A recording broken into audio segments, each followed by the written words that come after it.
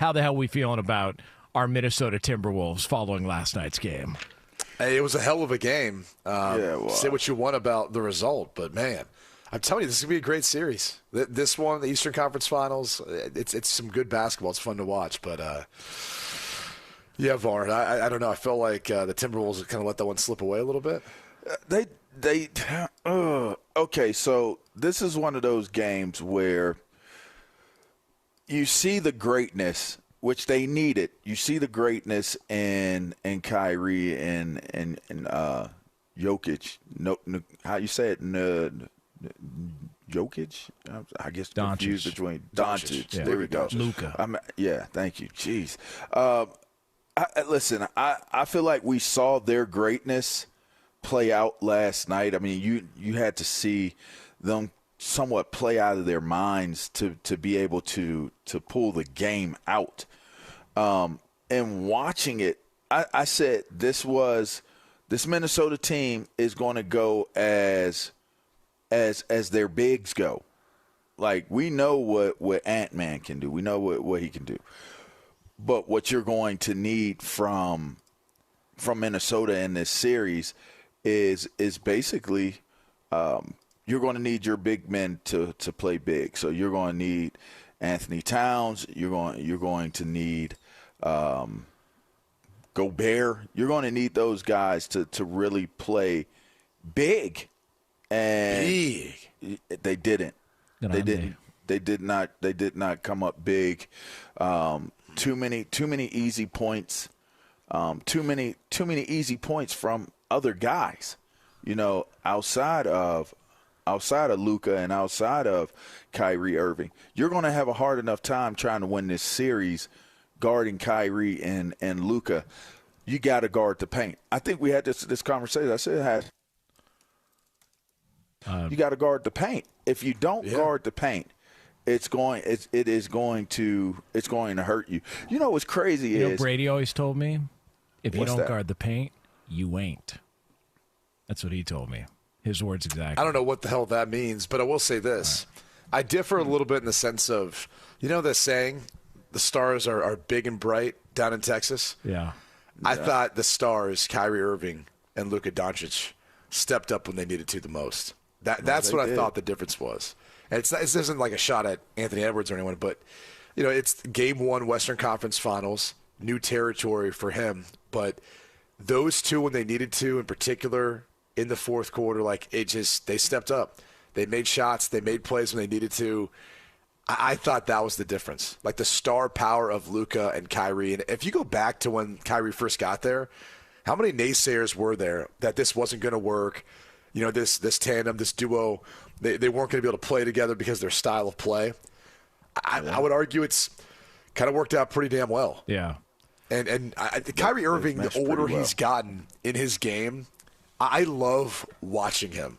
He is a masterful scorer, obviously extremely talented of a ball handler, but the older he's gotten in his game, the more I look at him as I think he's underrated as one of the all-time great scorers. I was just going to say that because we talk about all these great players, and yet everybody to a man says that's one of the most skilled players that's ever played.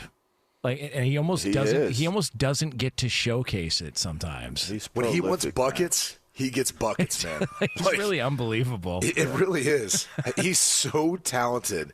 And Luka gets a lot of the attention too, and rightfully so as well, but this combination, and I think it's interesting too because it's a different combination than what you're accustomed to seeing in the NBA. Usually it's spread across. We've got a big three. We've got some sort of duo, but it always involves a big man. In this case, that's not the case. It's very different. Maybe it's more of an example of where the NBA is at this time with guard play and perimeter play. But it's so different. They pass.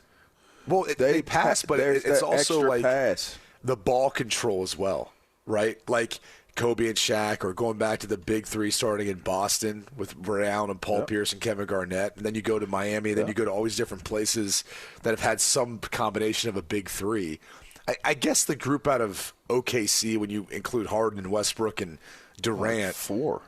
I mean, that would have been kind of the difference there, but they had Ibaka too, though. Yeah, sure. They had a big 4. I guess they had. They throw the ball, though. The league is passing the ball extra. It's like, shoot the ball when you get that close to the rim. Like, I don't understand this extra. It's like an extra. Like, it used to be the pass. Okay, you go kick it out, boom, you shoot it. Or if you go to the rack, go to the rack. Go to the rack. Like, guys are deferring on taking shots at the rim, and they're kicking it out. It's kind of weird the way the league is. But to the point of Luka and Kyrie, they combined for 63 points. Between the two of them, 63 points, and they only needed help from P.J. Washington. Like, that was it. They're going to need more help from other guys. I mean, Gafford – I was just going to say, Stan Van Gundy made the point last night. He couldn't believe that Dallas had a 1-point lead late in that game, and they had made 4 threes. Like, they were awful from three. Like, the only reason Minnesota was even in that game. And they didn't have very much help. Yeah. They didn't have very much help. But with that being said, if you got Rudy Gobert and Karl Anthony Towns, Gobert at 12 points, Towns at 16 points, and they're not handling their business on the defensive side of the court, it's not going to work out. It is not going to work out. And that's the bottom line. Anthony had an off night. He didn't have, as Q mentioned, they didn't have a whole lot of points. He didn't generate a whole lot of points. He didn't even break 20. You're going to have to get your stars playing like stars. I think is the point of this game is you can't have Jaden McDaniels beating your leading scorer when you got Rudy Gobert, you got Karl Anthony Towns, and you got Anthony Edwards. They got to show up. They got to do more, and I think that's what it comes down to. Round of applause for Jaden McDaniels. He's stepped up. Like he's one guy who, like, I don't know that anyone has kind of thought about him or like kind of said, like, hey, we need this guy to, like, step up some big moments. He's been one of the more consistent players throughout the playoffs for the T-Wolves. Now, Kyrie, as we talked about, had a little motivation because remember Anthony Edwards afterwards talked about, wanting to cuff him up, face up with Kyrie in the next round of the playoffs, and Kyrie did, with the guys on TNT about that matchup. Kyrie, you at home minding your business the other night. Yeah, what about it? You with your beautiful family just chilling, probably having a nice meal, and then the young fella says, I got Kyrie. And you said, excuse me? Yeah. And he said it again. He said, I got Kyrie. Yep. That's the most aggressive you've been in a long time. Yes, sir. I know that had to irk you a little bit. Yeah, I used it as a motivation. When I was sitting at home and I saw it, I was like, it's just a nod of respect. And then also, I knew what type of game it was going to be for Game 1 and also for the rest of the series. So you're right. I was at home with my family watching Game 7. You just minded your own business. And then Ant comes out and says, I got Kyrie. But also, that's a no-fear mentality. And that's why we love Ant. So coming out tonight, I knew that he was going to pressure me a little bit. But I knew that they were coming off a Game 7, grueling game. So their legs were biting them a little bit tonight. So hopefully Game 2 they come back and they settle a little bit more, but we'll be prepared. That's also the other thing. Minnesota looked tired. Yeah, they were coming off a Game 7. They were coming off a 7. Anthony Edwards looked gassed, and that's why I look at it and I go, I'm in agreement. I think it's going to be a long series, and I think Minnesota bounces back and wins Game 2. Do you really? Oh yeah. Well, I don't know. Done. But done deal. Book it. It'll be a better game. Airlines I'll say. It should Arena? be a better game. Down in Dallas? No, Game 2. American Airlines? Game 2 for this game, for this series. I think they're going to come back. Yes, and Minnesota, and then they go.